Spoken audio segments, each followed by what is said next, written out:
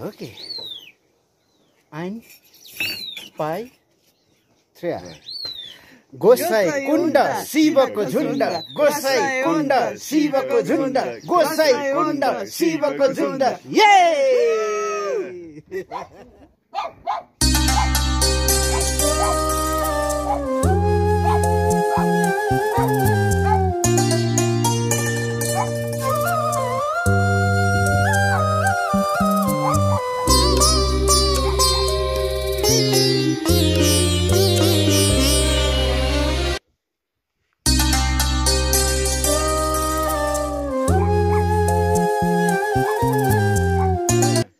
One, 2, 3. Trekking, trekking, walking, walking. Trekking, trekking, walking, walking. Trekking, trekking, walking, walking. Woo!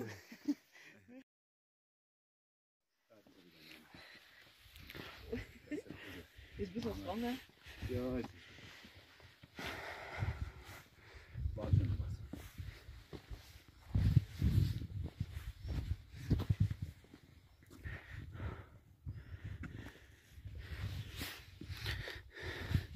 So how is lake? the lake is really beautiful. Yes, really, really. So very nice. Okay.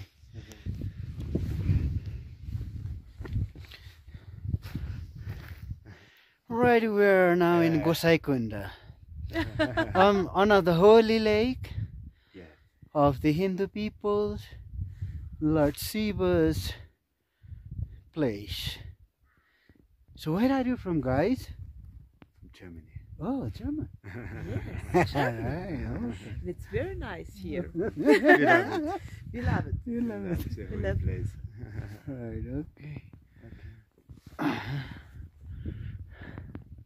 ल है साथीहरू यहाँ चाहिँ गोसाइकुण्ड तालमा हामी आछौँ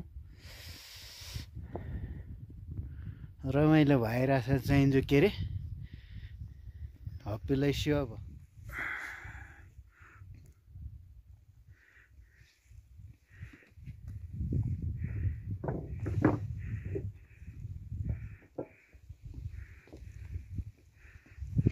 Sorry, that's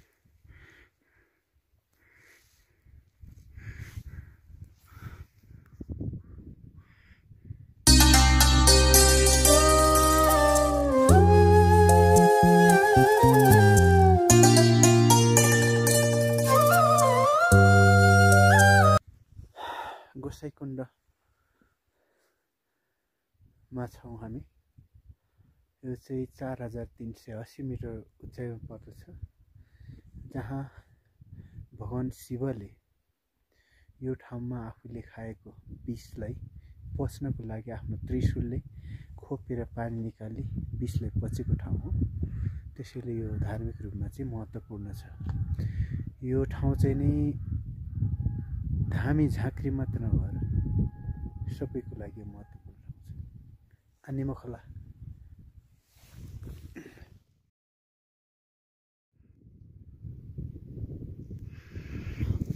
भैरवकुण्ड Gosaikunda मुनिको ताल जसलाई भैरवकुण्ड भनिन्छ यहाँ चाहिँ पहिला गोले झाँक्रीले चाहिँ नागसँग लडेको ठाउँ र नाग जितेको र गोले झाँक्री चाहिँ हारेको ठाउँ र यही भित्र अलग भएको ठाउँ है यो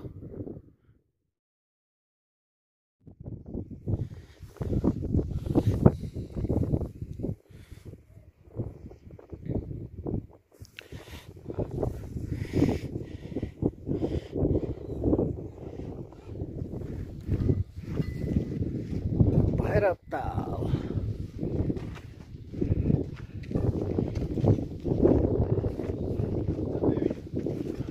Right.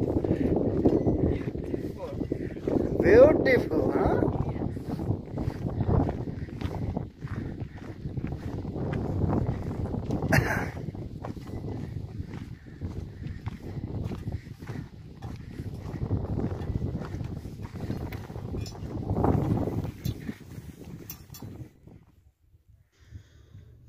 गोसाइकुण्ड ट्रेक जाँदाखेरि उकालो बाटो लौरी विनायकबाट देखिने लाङटाङ हिमाल, तिब्बत बोर्डरका हिमालहरू,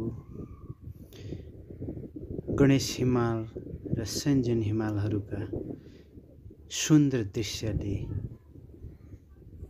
यो क्षेत्रलाई आकर्षक बिन्दुको रूपमा पर्यटक आकर्षण गर्दछ।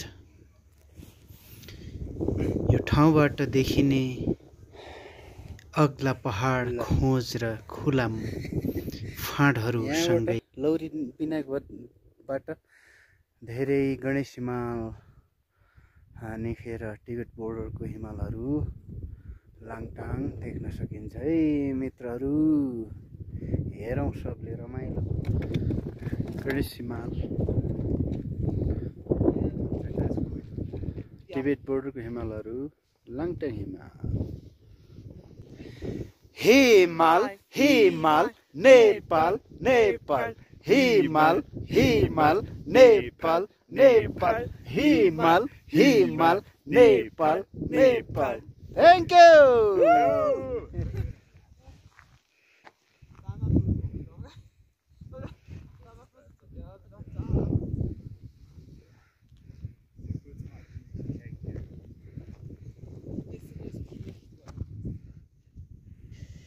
लौरी विनायकबाट क्षितिज पारी टाढा देखिने हिमालहरू आफैमा सुन्दर र रमणीय देखिन्छन्। यहाँबाट देखिने तलका फाँटहरू ठुलो स्याब्रो, चोलाङपाटी र लाङटाङ हिमाल दृश्यले मान्छेलाई मन्त्र